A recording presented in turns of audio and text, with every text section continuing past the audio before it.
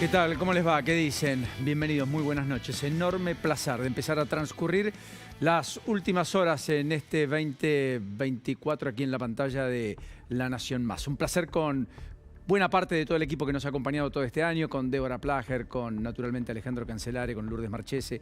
En la ausencia del querido Pablito Fernández Blanco, que le mandamos un enorme abrazo, que estaba en medio de otro compromiso. Ha sido un año plagado de información. No podía ser menos esta noche.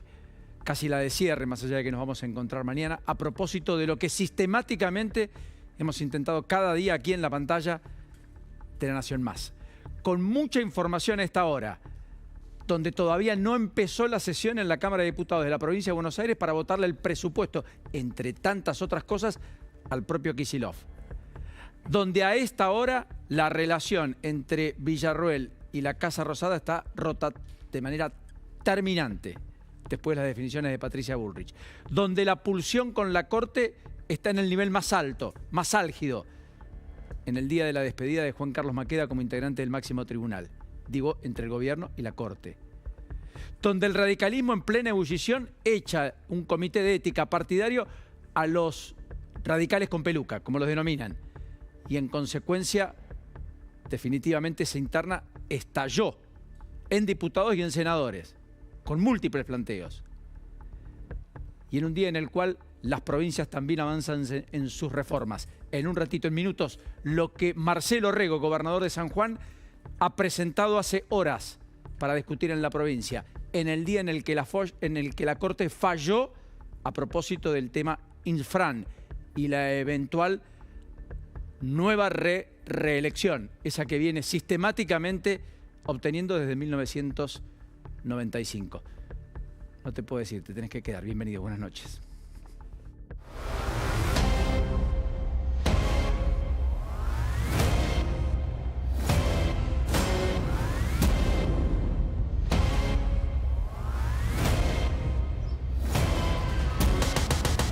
Que la Corte tenga 15, 20 años, un tema para dictar sentencia, es un tiempo absolutamente inusual, ¿no? No sé si puede funcionar con 3 jueces. Por supuesto que desde el punto de vista del quórum podrá. Desde el punto de la eficiencia procesal, me cuesta creer que podamos seguir teniendo una Corte con 3 miembros, ¿no? El gobierno de Milei cumplió un año y andaban festejando que subieron las acciones en Nueva York. Hay una fiesta financiera en la Argentina, donde los números de caída del salario, de los ingresos de las familias bonaerenses y argentinas, la caída de las jubilaciones, la caída por tanto de los consumos de todo tipo, ha sido catastrófica. Es catastrófica. Si no hubiera estado, no habría verano. No habría verano, esa es la realidad. Es un día histórico y es un fallo histórico no solo para Formosa, sino para toda la República Argentina. Y es un fallo histórico porque es la primera vez en la historia de la República Argentina y en la historia de la Corte Suprema de Justicia y de sus precedentes que se dicta la inconstitucionalidad de una constitución provincial. Claro. Hoy se dan cuenta que Infran les hizo trampa a todos, a los formoseños, a Formosa, solamente para implementar un plan de pobreza mezquino, que los únicos que se enriquecieron fueron ese grupito de amigos que él tiene. Le quiero decir al señor presidente Javier Milei que los 5.000 kilómetros de frontera que compartimos van a seguir allí cuando usted y yo nos vayamos. Y que hay que tener un poquito más de humildad, porque nosotros, los presidentes, pasamos, pero las instituciones y los pueblos quedan. Que la vicepresidenta lo que está sugiriendo que se ocupe de sus cosas, eso es lo que digo, y en sus cosas que las haga bien. Qué clima, ¿no? Bueno, todo empezó así. Victoria Villarroel, a propósito de la historia no resuelta de un gendarme por el cual la Argentina está pidiendo que quede en libertad, tuitea algo que ameritó la respuesta que vamos a escuchar de Patricia Bullrich esta noche aquí en la pantalla de La Nación Más. Me estoy refiriendo naturalmente al cruce a propósito de Nahuel Gallo, gendarme argentino detenido en Venezuela. Villarroel publica que efectivamente no entiende cómo jamás habría autorizado, esto es lo que dice, a un gendarme a ir a Venezuela. Lo que está ocurriendo es la consecuencia tristemente obvia, pero como no soy del área de seguridad, no opino de las sanciones y acciones que se debieran tomar. Saludos. Todo esto respondiendo a alguien. Efectivamente apareció aquí Patricia Bullrich y entonces le preguntaron y dijo esto. La vicepresidenta lo que está Que se sugiriendo... ocupe de sus cosas, eso es lo que digo. Y en sus cosas que las haga bien. Y que se ocupe de sus cosas la vicepresidenta, que no son estas. Sí, no.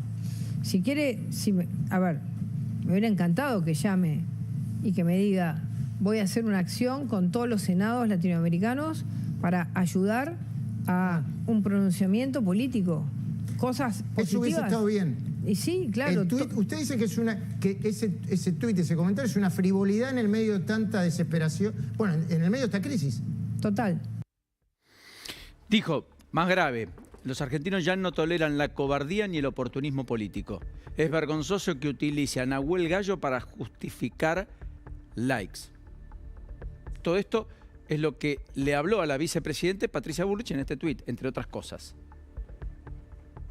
La verdad es que la situación ya no es solo Milei con Villarroel. Milei, que a propósito tuvo hace un ratito en Tucumán consideraciones sobre los aumentos de dietas para los senadores, también un tiro por elevación a la propia Villarroel. La relación está totalmente resquebrajada.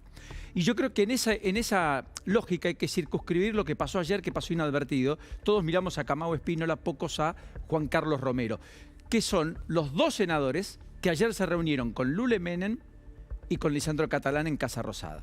Esta imagen. Este es Juan Carlos Romero. ¿Y por qué lo pongo a Romero?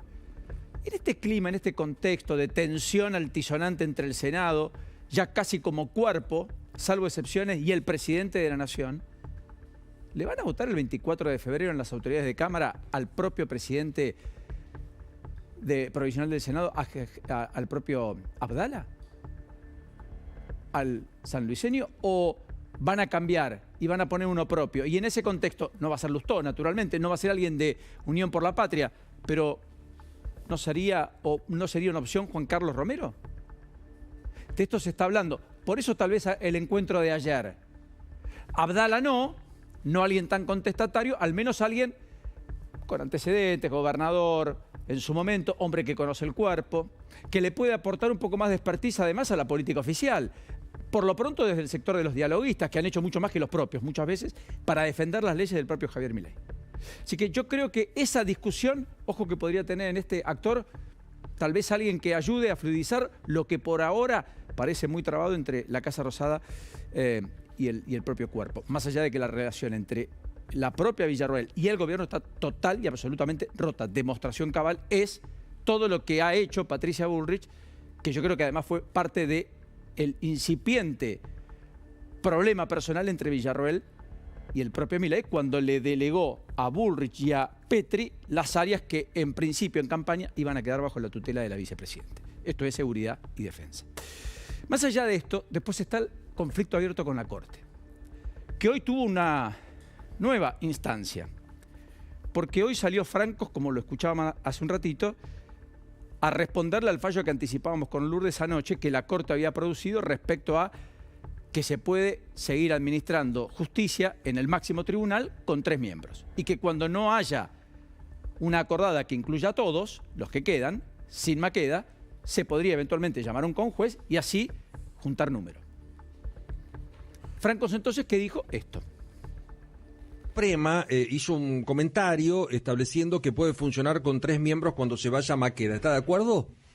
No lo sé, yo creo que, mire, cuando uno mira el tiempo y que llevan los fallos de la Corte Suprema de Justicia, la verdad que es lamentable, ¿no? O sea, que la Corte tenga 15, 20 años un tema para dictar sentencia es un tiempo absolutamente inusual, ¿no? No sé si puede funcionar con 3 jueces. Por supuesto que desde el punto de vista del quórum podrá, desde el punto de la eficiencia procesal, me cuesta creer que podamos seguir teniendo una corte con 3 miembros, ¿no?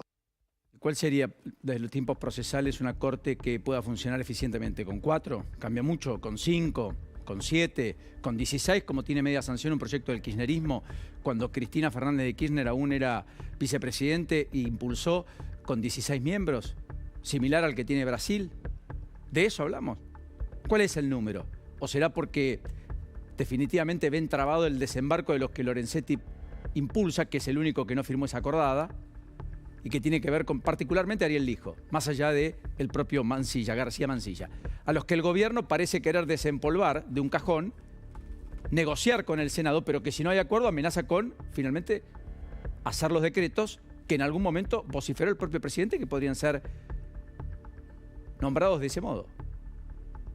Toda una situación definitivamente bien compleja. Hoy, cuando se despide Maqueda, sin la presencia de buena parte de Comodoro Pi, le voy a preguntar a Lourdes, que conoce mucho a propósito de lo que es esta imagen. Cuando se despide Maqueda, dice Juan Carlos Maqueda, ex senador de la provincia de Córdoba por el justicialismo, cortesano desde hace 2 décadas. Dijo y advirtió sobre los hombres que se creen proféticos y que ponen en riesgo a las instituciones. ¿A quién le habló? Advirtió sobre los hombres que se creen proféticos y que ponen en riesgo las instituciones. Pareció casi una alusión directa a Javier Milei, ¿no es cierto? Juan Carlos Maqueda. Ese es el segundo gran capítulo. El tercer capítulo tiene que ver con el radicalismo. Hoy, finalmente, la Unión Cívica Radical, a través del Tribunal Nacional de Ética, decidió expulsar a Mariano Campero, Martín Alfredo Arjol y Luis Albino Picat, los radicales con peluca. ¿Tenemos la imagen? A esos 3 los expulsa el, insisto, Tribunal Nacional de Ética del partido. ¿Quién se opone? Primero, fundamentalmente, Rodrigo de Loredo, que ve cómo se desangra el bloque de diputados y que cree que es una incoherencia echar a los que votaron de un modo escindidos de la mayoría de la estructura partidaria, cuando en el Senado hubo un sinfín de votaciones donde los radicales se desmarcaron entre sí, donde Lustó aprobó la ley, rechazó la ley bases mientras el resto la aprobó, o donde, sin ir más lejos, en la última sesión, Maximiliano Nava, presidente del partido en la provincia de Buenos Aires, finalmente votó contra la expulsión de Cuader, que el resto de los dirigentes radicales terminó validando. ¿Se entiende? Y eso no implicó ningún tipo de sanción. Por lo tanto, Rodrigo de Loredo habla de ilegítima, arbitraria, parcial decisión del Tribunal de Conducta, que parece más abocado a una interna que al rol que debe cumplir. Con un bloque escindido en diputados y con senadores, dice, y diputados que en reiteradas ocasiones tomaron posturas distintas a sus bloques, selectivamente se busca castigar solo a unos. El partido chico, cerrado, burocrático, incoherente y con doble moral no le sirve a nadie. Por supuesto que en esta interna aprovechó Milei la ocasión para en Tucumán, hace un ratito, nada más, decir: cada vez tengo más radicales que me siguen, cada vez siento más acompañamiento de los radicales. Un Milei que está viendo ahí una endija por la cual probablemente ir a buscar a algunos de esos legisladores que en muchos casos sienten que el partido está en un no lugar, que no tiene eventualmente una narrativa ni una épica acorde al tiempo, más allá de tener identidad. Bueno, y después están otros temas, no menores. Por caso, en un hecho inédito, destituyeron hoy por 30 votos a favor y desplazaron de este modo a la vicegobernadora de la provincia de Neuquén. Hecho consumado. Hecho consumado. Destituyeron a la vicegobernadora de Neuquén. Y hoy, hace un ratito, en San Juan, Marcelo Rego, gobernador de San Juan, presentó un proyecto de reforma política, no menor, para derogar la ley de lemas,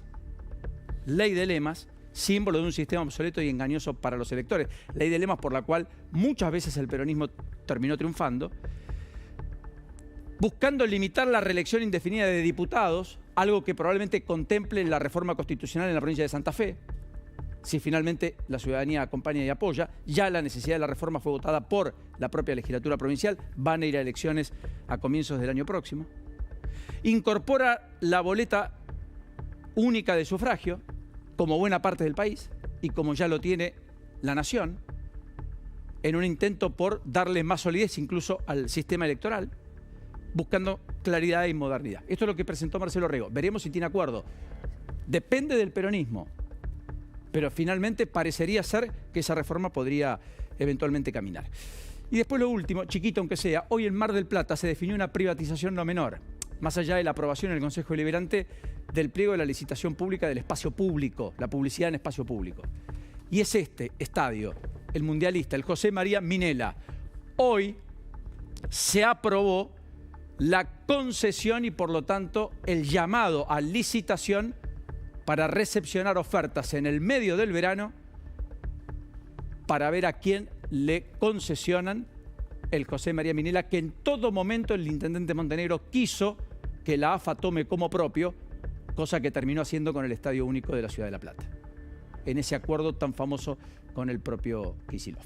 Varias de las tantas cosas que en una noche intensa, caliente como esta, están sucediendo sin definición todavía, increíblemente a esta hora, en la Cámara de Diputados de la provincia, a propósito de la sesión para darle presupuesto y ley impositiva al propio Axel Kicillof. Bienvenidos, ¿cómo les va? ¿Cómo andan? Buenas noches. Buenas noches, Paulino. ¿Cómo andás? Me gustaría ordenar como si fuera un rompecabezas lo que está pasando en materia política, ¿no? Porque hay mucho ruido, pero me parece que no estamos pudiendo ver lo que subyace, ¿no? Al ruido evidente. El presidente Milei en este acto en la provincia de Tucumán, que está sucediendo, prácticamente acaba de suceder, en donde fue a recibir un premio, dio consideraciones políticas para mí de primer orden, que nos pueden ayudar a comprender dónde está parada la Libertad Avanza y cuál es la intención del gobierno que ya está en modo electoral para el 2025. En primer lugar, te quiero leer el textual respecto de lo que dijo el presidente Milei de Cristian Ritondo, porque esta semana nosotros tuvimos como invitados, como invitada con Leuco, María Eugenia Vidal.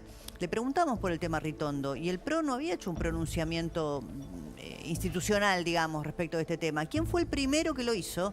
El presidente Milei. ¿Cuándo? Recién. ¿Cuál es el textual?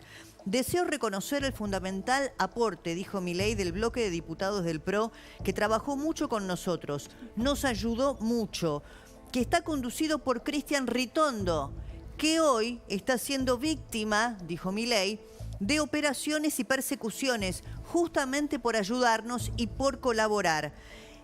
A mí me parece que esto es muy importante y que hace juego con otro hecho que ocurrió esta semana, que es la decisión de poner a Diego Kravetz en un lugar relevante en la Secretaría de Inteligencia, en la CIDE, ex AFI.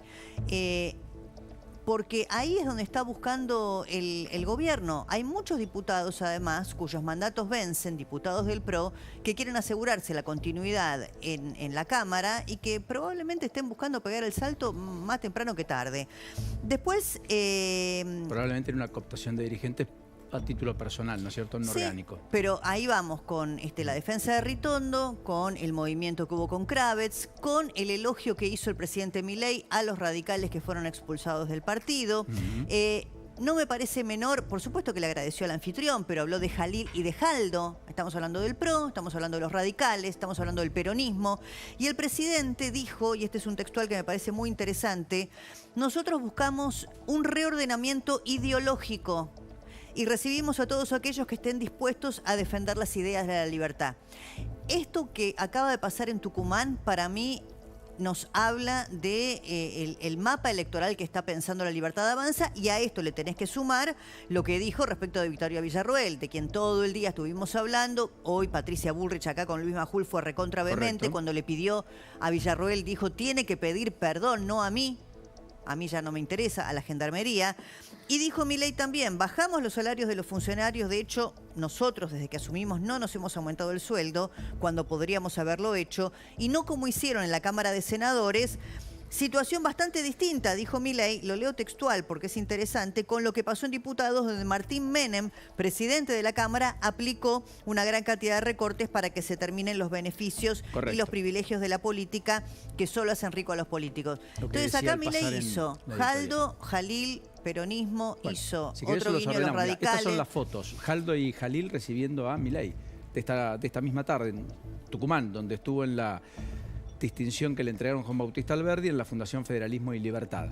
O sea, recepcionado y flanqueado por el peronismo. Después habló bien de los radicales, se envalentonó en una defensa muy fuerte a Cristian Ritondo. Cosa que no había sucedido orgánicamente con el PRO. Dijo, somos el mejor gobierno de la historia argentina. Mañana va a estar en Córdoba, va a estar en la inauguración de la nueva sede de la Bolsa de Comercio Local, que a propósito le faltaban habilitaciones que creo que están llegando a esta hora de la noche, para que Milei esté mañana al mediodía. Bueno, lo cierto es que el propio Javier Milei dijo esto sobre, primero, el tema Senado, Villarroel, y después la defensa encendida a Cristian Ritondo. del propio presidente. Nosotros, desde que asumimos, no nos hemos aumentado el sueldo cuando podríamos haberlo hecho y no como hicieron en la Cámara de Senadores. Situación bastante distinta con lo que pasó en la Cámara de Diputados, donde el diputado Martín Menem, presidente de la Cámara, aplicó una gran cantidad de recortes para que se terminen los beneficios y los privilegios de la política que no ayudan a la gente, pero que solo hacen rico a los políticos. También, deseo reconocer el fundamental aporte del bloque de diputados del PRO, que también trabajó mucho con nosotros, nos ayudó mucho, que está conducido por Cristian Ritondo, quien hoy está siendo víctima de operaciones y persecuciones, justamente por ayudarnos y colaborar, y que si bien hemos arrancado de espacios distintos, hoy nos encuentra cada día más cerca de este reordenamiento ideológico del que tanto hablé durante años. Allí estaba lo que bien marcaba Débora, el famoso reordenamiento ideológico a partir del cual Milei dice estos son míos, estos están para acá, estos son aptos, estos no, pero por supuesto la relevancia es de Ritondo porque él no habló, le endilgan a su mujer tener muchas propiedades no declaradas en Miami. Nunca hubo un descargo, ni una explicación, ni una nota, un habitué de los medios, Cristian Ritondo.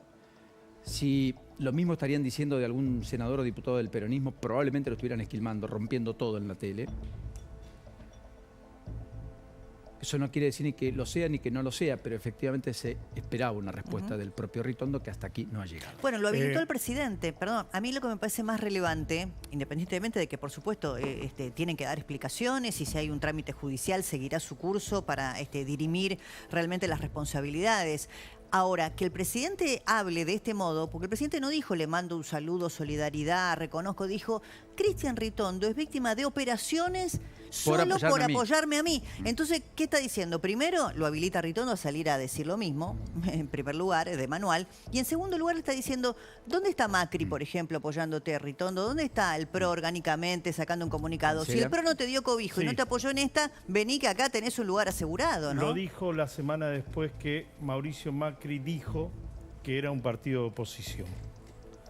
En la frase altisonante de que nos están destratando, Mauricio Macri dijo, somos el primer partido opositor que apoya a un gobierno como lo estamos haciendo. Después de esa declaración y de otras que realizó en privado Mauricio Macri, el presidente Milei, que en abril había aplaudido a los evasores en Yao Yao, defiende al presidente del bloque del PRO. Y lo de Patricia Bullrich tiene que ver con algo que pasó el martes en Capitán Sarmiento mientras nosotros estábamos haciendo el programa, que fue una reunión con todos sus alfiles del PRO cuando hacía la interna, que había sido anticipado también en el Colegio Militar el mismo día martes, cuando sentó a su lado a Diego Valenzuela. Correcto. Esto que hizo hoy en Tucumán tiene un correlato anterior y nace por esta declaración de Mauricio Macri. Somos un partido opositor que apoya al gobierno. Jorge Macri en el auditorio Belgrano hace instantes en un acto del PRO acaba de decir la libertad es una palabra divina, sin contenido, sin razón de ser, es una palabra hueca. Para ser libre tenés que poder estudiar, poder circular, poder imaginar un futuro mejor, no gritar, no gruñir. Jorge Macri, hace instantes. Bueno, o sea, definitivamente estamos frente a una escisión, un distanciamiento creciente entre el PRO, Jorge Macri, Mauricio Macri, Javier Milei, y en ese sentido Milei aprovecha para, ya que no va a ser orgánico, eventualmente abrir cooptar exactamente Ahora, igual, a los que quieren. Me parece importante también para, Chicos, silencio, para darle una dimensión a lo que está sucediendo, entender que esto no es una coalición de gobierno, porque está bien lo que dice Alejandro Cancelari respecto de la frase de Macri, somos un partido opositor que apoyó. Ahora, es lógico que es un partido opositor. Fueron en boletas electorales distintas, compitieron Patricia Bullrich y Javier Milei. Y esto no es una coalición de gobierno en donde, por ejemplo, puede haber una una crisis institucional como lo era el PRO y el radicalismo después de la convención de Gualeguaychú. De modo que a mí me parece que la jugada que está haciendo la Libertad Avanza es una jugada política audaz que no pone en riesgo de ninguna manera ni la gobernabilidad ni la institucionalidad, porque no es una coalición de gobierno.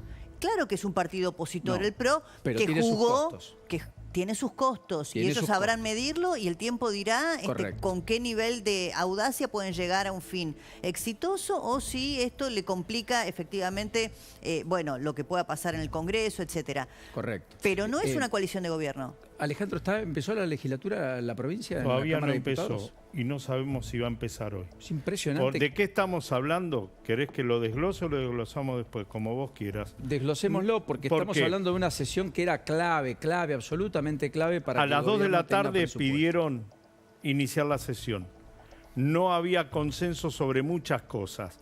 El martes, en la reunión que nosotros habíamos planteado y desarrollado entre Axel Kicillof y los intendentes fueron taxativos en la necesidad de mejorar los recursos que iban a provenir del Fondo de Financiamiento Municipal, que tienen que ver con el endeudamiento que hoy los legisladores tendrían que haberle aprobado a Kicillof. ¿Para qué? Para que tuviera cómo seguir trabajando con un presupuesto que realmente es difícil de llegar a cumplir si no hay financiamiento, si no hay endeudamiento y si no se aprueba la fiscal impositiva. Todo está trabado y si se traba eso, olvídate que se traten las reelecciones. Las reelecciones ya no se tratan este año. No, esto está, yo creo que está ya de suyo. Kicillof la quiere hacer en medio del verano, dijo esta sesión no. En la reforma del VAPRO tenía consenso para salir.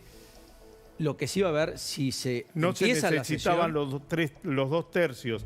Para el endeudamiento sí se necesitan los 2 tercios. Déjame decir esto, para el presupuesto, si se aprueba, se va a ver muchos cambios. No va a terminar siendo el presupuesto que presentó Kicillof. Todo esto está pasando a esta hora, para que ustedes entiendan la tensión política en el territorio de la provincia de Buenos Aires, con legisladores que están muchos sentados en sus bancas, esperando que bajen desde el oficialismo, que están a puertas cerradas intentando discutir y cerrar filas para, con una propuesta homogénea, bajar al recinto, porque lo contrario la elección es muy finita y no le alcanza el número.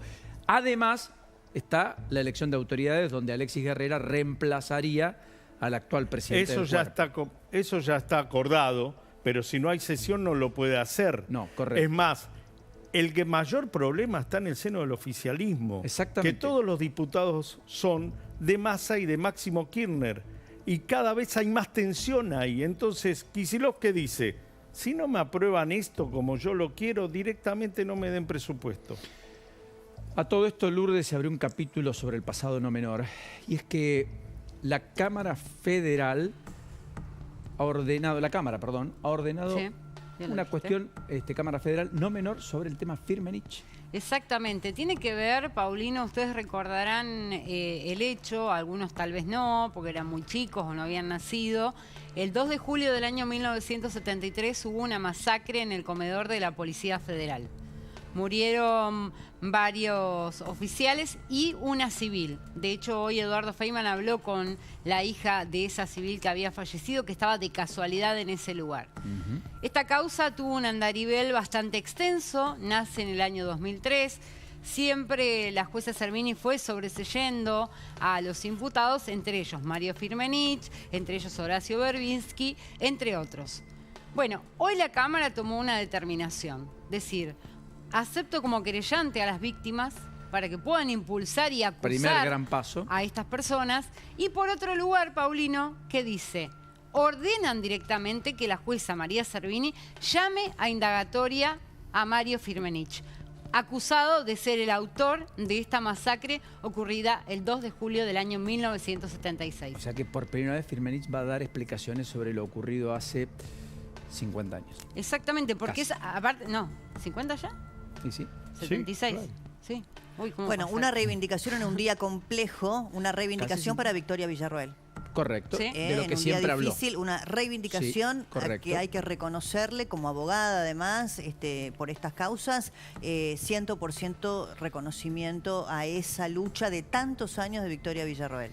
que por supuesto no fue en soledad, que fue acompañada por muchos otros, pero que fue una de las caras más visibles sin dudas. ¿Y por qué esto puede ocurrir hoy en día? ¿Qué es lo que dice la Cámara Federal? ¿Qué es lo que cambió para que esto ocurra hoy no antes? Porque hasta ahora siempre se hablaba de prescripción, porque obviamente si vos ves el paso del tiempo, prescribe cualquier delito. Bueno, en este caso, al declararlo como una grave violación a los derechos humanos, dice que es imprescriptible. Entonces, a partir de ahora, ordenan a la jueza llamar a firmar dicha indagatoria y además dice, revoca los sobreseimientos dictados para Berbisky y otros imputados más y dice que la jueza realice más pruebas para ver las responsabilidades de cada uno. Por supuesto, todo tiene un contexto, un clima de época, sin el cual esto no hubiera sido posible. No imagino esta decisión en un gobierno de Cristina Fernández de Kirchner. No, olvídate. Le estarían pidiendo el juicio político a los integrantes de la Cámara. Habían sido sobreseídos en ese gobierno. Exacto, de hecho. No lo imagino incluso este fallo en épocas de Alberto Fernández presidente. Pero bueno, así son las cosas.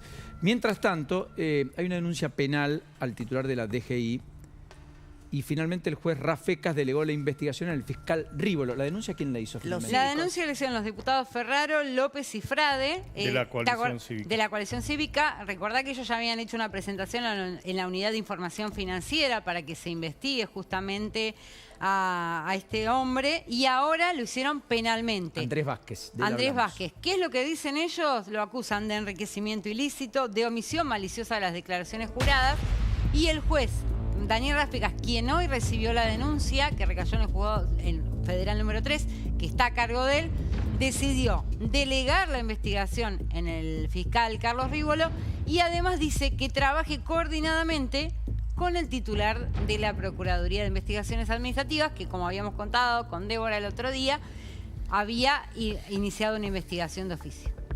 Sí, a raíz también de la publicación que hizo Welcome Adamón en La Nación, ¿no es cierto? Que fue el que puso este tema sobre la mesa.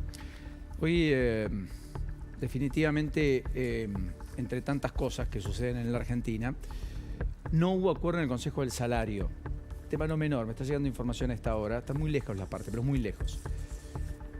Las cámaras empresarias propusieron llevar de 278.000 pesos el salario mínimo a 295.000 pesos en marzo. Un incremento punta a punta del 6% para los próximos 90 días. ¿Qué pidieron la CGT y las dos CTA que votaron en coincidencia? Un salario mínimo inicial de 572.000 pesos. Insisto, la propuesta, podemos modificar el graf, de los empresarios para el salario mínimo en la Argentina es llevarlo en marzo a 295.000 pesos. Va a tener que laudar, no hubo acuerdo, efectivamente, el Ministerio de Trabajo de la Nación, cosa que ya ocurrió, por otra parte, cuando no terminó con consenso la última reunión que había sido en julio. O sea que volverá a ocurrir, volverá a suceder. Mientras tanto, en la paritaria de camioneros no hubo acuerdo y hay amenazas de conflicto, inclusive mañana van a ir varios de los camioneros a hacer, sin la paritaria resuelta de Río Negro y Neuquén, en Vaca Muerta, a distintas asambleas. Así que cuidado porque la situación está al límite. El gobierno parece no querer convalidar aumentos mayores al 1%. Los gremios están pidiendo más, 1% mensuales. Me parece que la idea del Ministerio de Trabajo es que haya un aumento base y que después, en todo caso, a las empresas que lo puedan pagar, los gremios vayan por mayores aumentos, pero que los aumentos generales no terminen por romper a las pequeñas empresas. Acá lo extraño es que hubo un acuerdo previo entre los empresarios relacionados con el gremio camionero con el sindicato camionero. El acuerdo fue del 8% por 3 meses. Vamos a hacer una multiplicación simple, 2,4% por 3 da 7,2. Quedaba descalzado 0,8 de aumento en 3 meses, si seguimos con este cálculo. Bueno, el Ministerio de Trabajo no lo homologó y eso no le cayó demasiado bien a Moyano. ¿Por qué? Porque Moyano ha dado gestos en función de generar un mejor vínculo con el gobierno. Correr a Pablo Moyano, volver al gremio, cambió el delegado en la CGT. Bueno, sentó a alguien en la mesa tripartita distinto a Pablo, mucho más conciliador, Argüello. Es Octavio Argüello. Entonces se preguntan, ¿qué más debemos hacer? Probablemente lo que el gobierno le está pidiendo es que jueguen ese partido que yo te contaba antes. Bueno, hoy YPF anunció finalmente el acuerdo para el desarrollo en gas Vaca Muerta, el proyecto de exportación de GNL. ¿Se acuerdan que lo anticipábamos ayer? Finalmente lo firmó con Horacio Marín, el presidente y CEO de YPF, el vicepresidente ejecutivo de GNL, DeGel Cedric Kremers. Todo esto en La Haya, en Países Bajos. Es muy importante. DeGel se convierte en el partner, en el socio estratégico de YPF para desarrollar eso que podría generar ventas por 140.000 millones de dólares si es que prospera, porque hasta ahora es un acuerdo de entendimiento para un mayor análisis. Con lo cual, además, se descarta que Petronas participe, cosa que ya sabíamos todos, más allá de que en un principio era Petronas quien iba a hacer todo lo que ahora Shell parece estar dispuesto a hacer, con la diferencia de que Shell además comprará parte del fluido que se extraiga en Vaca Muerta. Es el principal jugador de GNL, el principal productor, el principal vendedor de GNL en el mundo. De allí la algarabía que tenía el propio Marín y su entorno en las últimas horas. Bueno, Lourdes, hablemos del capítulo Formosa, que es el otro gran capítulo en un fallo de la Corte, también inescindible, me da la sensación, de la coyuntura y de la pelea y la pugna con el propio Ejecutivo Nacional. Sí, que era un fallo muy esperado, Paulino. Hace más de 1 año y medio se había presentado un amparo justamente cuando se había candidateado Gildo Infran para tener un nuevo mandato en Formosa. Lo cierto es que la Corte Suprema hoy hace lugar a este amparo, es por unanimidad, Paulino, y cada uno de los jueces se explayó en el sentido de la inconstitucionalidad del artículo 132 de la Constitución de la provincia de Formosa, que es la que habilitaba la reelección indefinida. ¿Qué es lo que dicen los jueces? No se meten directamente en el mandato de Gildo Infran en sí. El único que lo hace es Rosenkrantz, que dice, para mí no es válido este mandato, pero voy a respetar la democracia y prefiero convalidar que siga hasta que termine su mandato. Lo cierto es que los jueces están diciendo, primero, que se diluye, que esta cuestión dice que una cláusula de reelección indefinida afecta los principios republicanos, en especial la periodicidad de los cargos públicos, la garantía de las personas a un rango de opciones electorales suficientemente amplio y la división de poderes. Tenemos otra, a ver si la vemos, dice que la reelección es posible, pero es inconstitucional en la medida en que llegue a ser incompatible con los principios del Estado de Derecho.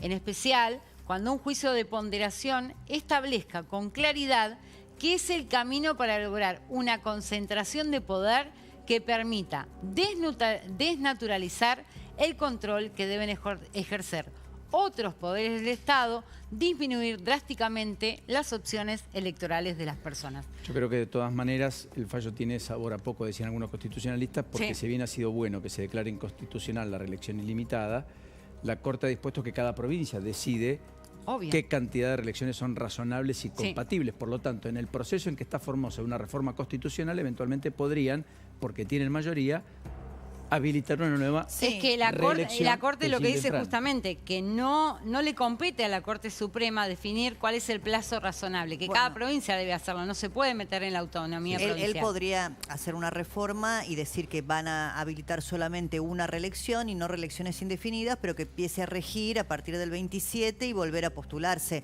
Lo que pasa es que me parece que a mí la señal política del fallo, más allá de lo que dicen los juristas, si tiene sabor a poco y demás, la dimensión política que tiene es enorme, porque la verdad que lo que pasa con Gildo Infran en Formosa, para dar una dimensión política, no rige el Estado de Derecho. Lo que pasa en Formosa es realmente un atropello a la República, a las instituciones, a los derechos humanos, a la libertad de expresión. Hace 30 años, en el 2025 se van a cumplir 30 años de que Gildo Infran está en el poder provincial. Hemos visto centros clandestinos de detención durante la pandemia. Hemos visto cómo murió a nado un joven porque cruzó el río Bermejo para poder ver a su hijita, a quien le impedían el contacto precisamente por la cuarentena. Entonces, la ley de lemas, una cantidad indescriptible de atropellos en una provincia que tiene, bueno, al empleo público como principal sostén económico y gente que es víctima de un señor feudal como Gildo Infran.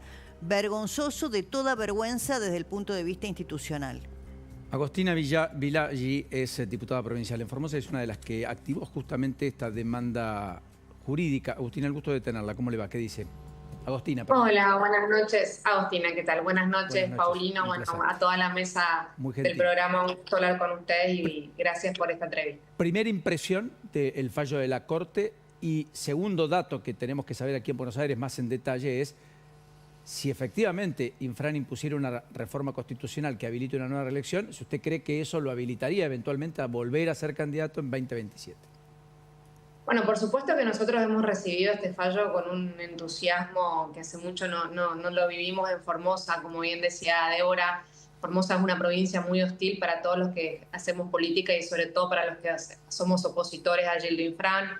Es una provincia donde las libertades individuales están totalmente vulneradas, donde poner un like en Facebook significa la posibilidad de perder un empleo, bueno, donde expresarte en un grupo de WhatsApp ha sido consecuencia de que muchos empleados públicos de la salud hayan sido despedidos masivamente simplemente por no acompañar al modelo Infran o por no participar en operativos clientelares que lleva adelante Gildo Infran todos los sábados en las escuelas donde hace campaña política frente a niños. O sea, Formosa es una tierra muy hostil, por supuesto que este fallo nosotros lo celebramos y es lo que nosotros veníamos luchando hace muchísimo tiempo en la provincia de Formosa.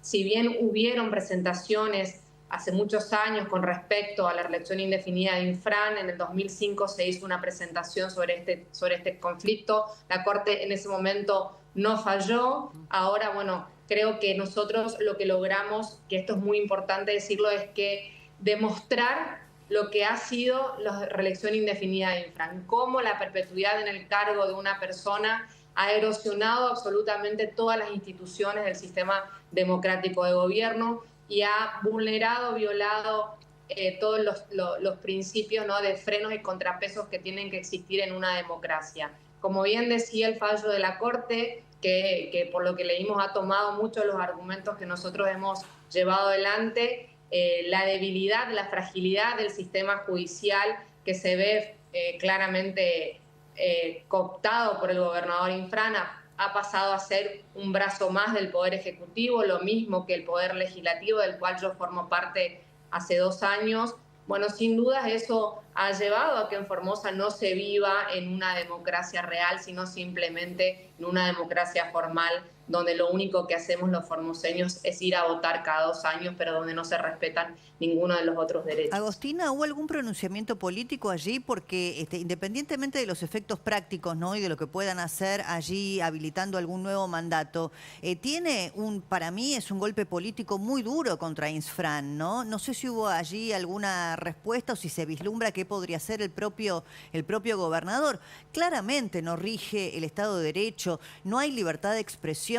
También nuestra solidaridad con todos los periodistas que en estos feudos como el de Infran tienen que trabajar en las condiciones que quizá desde Buenos Aires no vemos. Les intrusan las viviendas, les arman causas judiciales, les amenazan a las familias para que no publiquen, para que no escriban, para que no hablen.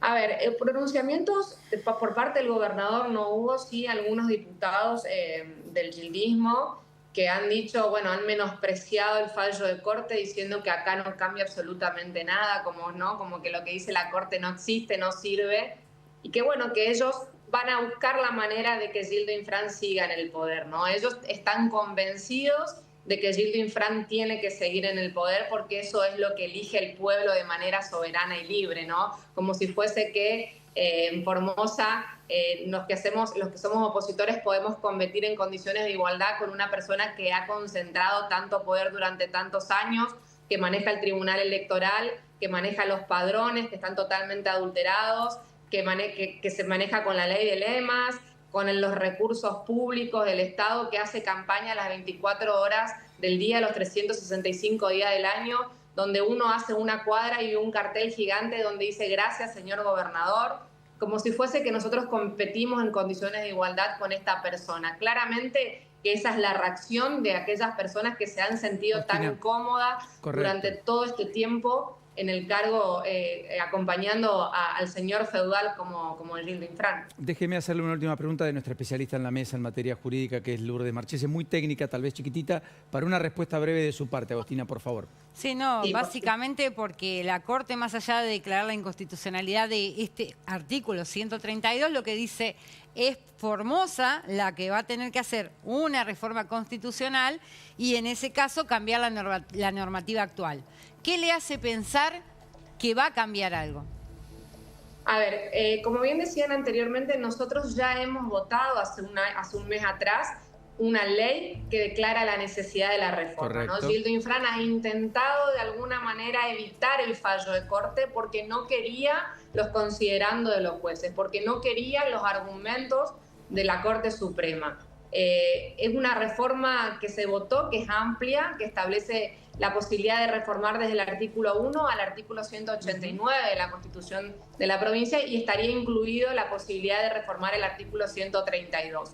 Sabemos que Gildo Infran es un monarca y que como todo monarca va a querer aferrarse al poder a como dé y seguramente va a buscar hacer trampa con esta necesidad de reformar la Constitución, como lo ha dicho la Corte Suprema, de que tiene que ser una reforma rápida y que va indudablemente a querer poner alguna cláusula transitoria diciendo que, bueno, a partir de acá empezamos a contar los mandatos para las sucesivas reelecciones. Pero ¿qué me parece interesante del fallo de la Corte? Que si bien la Corte dice nosotros no podemos decirle a los constituyentes de la provincia qué cantidad de mandatos es constitucional, lo que sí dejamos bien claro es que el paraguas es la Constitución Nacional. Y la Constitución Nacional habla de 2 reelecciones. Y otra cosa importante que hay que resaltar, que también se deja de entrever... Lo último, Agustina, que nos estamos despidiendo, perdón. Es que los mandatos cumplidos no los puede borrar de un plumazo Gildo Infran. Es parte de la historia de Formosa. Y por más que reforme la Constitución, esos 8 mandatos consecutivos existen y cuentan como mandatos cumplidos que deben ser tenidos en cuenta para las próximas elecciones. Y si hace trampa, que sepa la ciudadanía de Formosa que acá vamos a estar dando las batallas que tengamos que dar. Agustina, muy gentil, muchas gracias.